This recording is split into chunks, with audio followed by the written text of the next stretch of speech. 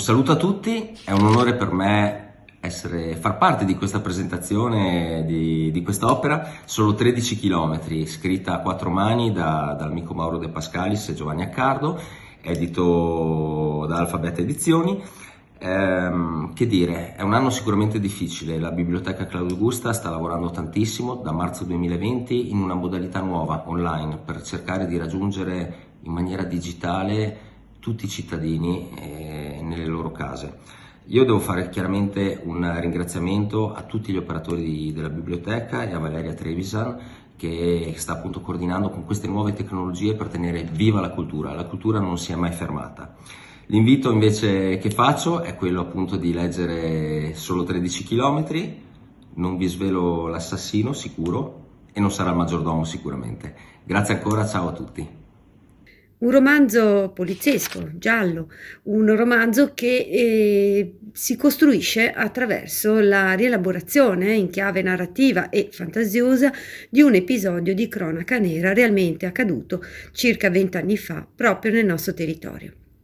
L'interessante di questo romanzo, che è scritto molto bene e ha dei ritmi interessanti proprio per quanto riguarda la narrativa poliziesca, è anche il fatto di raccontare un un territorio abbastanza lontano, il confine che c'è appunto tra San Candido e Siljan, e una vita, un microcosmo che vive in quella zona, soprattutto popolato in questo romanzo da camionisti, da ragazze, da ragazzi che si muovono da un confine all'altro, appunto in un ambito spaziale di soli 13 km, un percorso risicato e limitatissimo, attraverso l'utilizzo di autostop, di passaggi di fortuna che però saranno la chiave di questa narrazione e terrà il fiato sospeso, il respiro ecco, diventerà affannoso man mano che si legge, perché è un romanzo molto coinvolgente. La trama appunto è presa da un episodio realmente accaduto, sapientemente ricostruito. Sentirete direttamente dalla viva voce dei nostri due ospiti e autori del romanzo proprio sia le modalità di come è stato costruito, il perché, e anche la scelta narrativa che è stata fatta da entrambi, un lavoro lungo, durato tanto tempo, ma che vi consigliamo e ci teniamo a presentarlo in questa modalità, intanto con voi, sperando poi in una possibilità di riprendere tutte queste iniziative un domani in modalità di presenza. Un caro saluto, vi ricordo che la biblioteca è sempre aperta per quanto riguarda prestiti e restituzioni, potete contattarci allo 0471 264444, mandarci una mail a info@bpi.claudiaugusta.it, altrimenti prenotarvi il libro direttamente dal catalogo e prenderlo all'ingresso del centro Trevi in via Cappuccini 28 tutti i giorni dal lunedì al venerdì ore 9:20 orario continuato. A presto!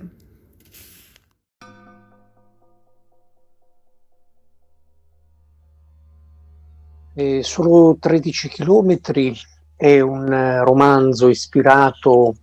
a un fatto di cronaca realmente accaduto, quindi nasce dalla lettura di una serie di documenti, ma diventa un romanzo, cioè i fatti reali sono stati da me e da Mauro De Pascalis nel corso di circa 5 anni di lavoro trasformati in romanzo, quindi i protagonisti sono dei personaggi inventati da, diciamo, la nostra fantasia e dalla nostra capacità di modellare secondo le regole della finzione narrativa. Quindi di reale ci sono i luoghi, e i luoghi in cui questo romanzo è ambientato sono i luoghi dell'Alto Adige, anzi Il titolo Solo 13 chilometri fa riferimento alla distanza che intercorre tra due luoghi ben precisi. Uno è San Candido, appunto in provincia di Bolzano, l'altro è Siljan in Austria, a soli 13 chilometri appunto. A Siljan, di Siljan era la vittima, di San Candido è il presunto colpevole. E in Alto Adige vive l'avvocato Marco De Vitis, al quale un po' casualmente viene affidato questo caso dalla famiglia su suggerimento di un'amica giornalista. Marco inizialmente un po' titubante, non ha esperienza di penale, sebbene stia seguendo da qualche tempo su incarico della mamma il caso di una ragazza, Ulir Auter, una ragazza anch'essa austriaca, scomparsa anche lei in Valposteria, ma non c'è un vero e proprio imputato, non c'è stato un processo, quindi sta solo studiando le carte. È perplesso, il caso gli sembra molto, molto grave, si trova in qualche modo ad accettare un caso che gli sembra vada oltre le sue possibilità. Ma una cosa che caratterizzerà il nostro avvocato dalla prima all'ultima pagina è la sua passione, unita a un forte idealismo e un'idea forte della giustizia, un'idea nata negli anni dell'università, un'idea di giustizia che parte dalla madre, diciamo, ideale di tutte le nostre leggi, cioè la Carta Costituzionale. Marco nel corso della vicenda capisce quasi subito che ha bisogno di aiuto e ad aiutarlo sarà il professor Efisio Serra, un luminare, un professore di procedura penale dell'Università di Padova. E proprio il rapporto tra i due trasforma quello che è un giallo investigativo, un legal thriller, in un romanzo di formazione. Nel corso di tutta la vicenda, infatti, Marco, confrontandosi proprio con un maestro come il professor Serra, cresce, impara, scopre una serie di elementi dell'inchiesta giudiziaria e poi del processo che gli serviranno per formarsi una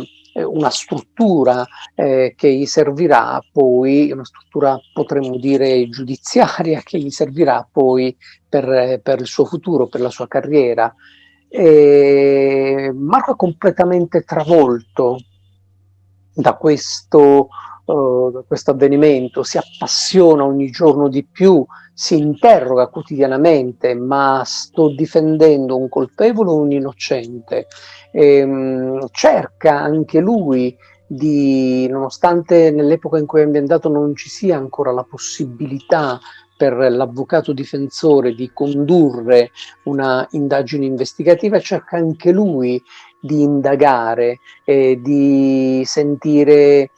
conoscere i luoghi, sentire i testimoni, e quindi nel corso del romanzo si dipana davanti agli occhi del lettore una inchiesta giudiziaria veramente in tutte le sue fasi, dal fermo all'arresto, all'interrogatorio di garanzia, all'udienza davanti al Tribunale della Libertà, poi l'udienza davanti al GIP, il rinvio a giudizio, il processo con i testimoni, con l'erogatorio internazionale, perché è un caso internazionale, come scoprirete leggendola, e le perizie, ci sono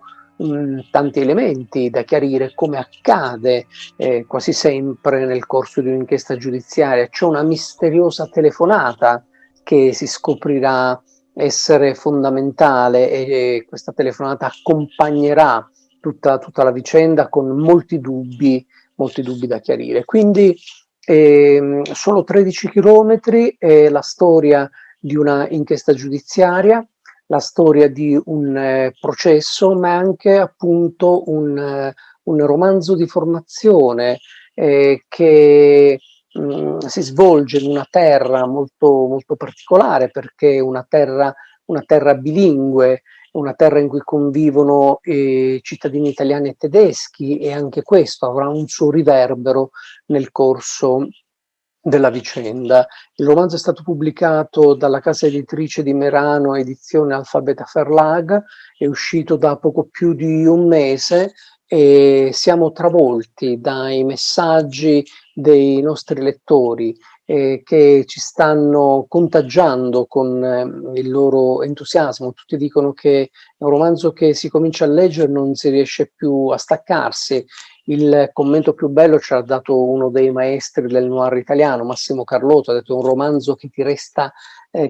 dentro, e questa è la cosa più bella per chi scrive, sentire che un lettore venga completamente travolto dalla storia che sta leggendo e che questa storia, chiuso il libro, continui ad agire dentro e ad avere un effetto, come appunto ci ha scritto Massimo Carlotto, disturbante. Speriamo che anche per i futuri lettori e per gli amici che frequentano la biblioteca Claudia Augusta, il romanzo abbia anche e ancora questo effetto. I temi trattati dal libro sono molteplici. Solo 13 chilometri esprime un percorso di vita di alcune persone, di alcuni personaggi, che si trasforma in una storia che ha come sua centralità il procedimento penale. Oltre a questo, e quindi ha una valenza, diciamo, anche sotto questo aspetto, anche formativa. Scansiona bene le fasi del procedimento penale e fa capire come accusa e difesa, prima di arrivare davanti al giudizio, abbiano, diciamo così, un grado di attenzione rispetto ai fatti molto molto elevato. Quindi il tema della formazione, il tema della giusta collocazione dei ruoli all'interno del procedimento, compreso quello della stampa, che deve restarne fuori il più possibile, perché più volte non si ha bene il confine di quello che è atto processuale da quello che è notizia di stampa, e questo in uno Stato democratico, in uno Stato dove ha come principio quello della non colpevolezza fino a una sentenza passata in giudicato, acquista sicuramente un valore formativo. L'altro tema che a me ha sempre colpito anche da lettore del testo, dopo averlo scritto con il contributo di Giovanni Accardo, che ringrazio, e della pubblicazione di Alphabeta Verlag di questo romanzo, il tema del caso, del fatto, della coincidenza che può accadere a chiunque di ritrovarsi in una storia più grande di lui, è sicuramente uno degli elementi che mi ha colpito di più anche alla rilettura del testo. È una cosa che ti entra dentro, come ha detto Massimo Carlotto, ed è disturbante, come sempre ha detto Massimo Carlotto, che è uno dei commenti che a me ha colpito di più.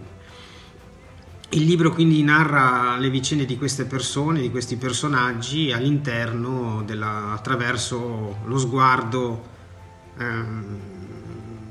a volte sorpreso, a volte piacevole, a volte felice, a volte triste, a volte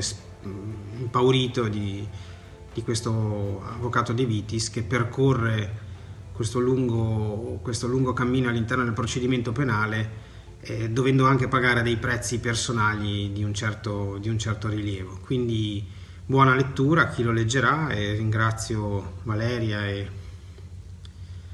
coloro che ascolteranno questa presentazione, e ringrazio quindi di averci dato questa possibilità. Saluti a tutti.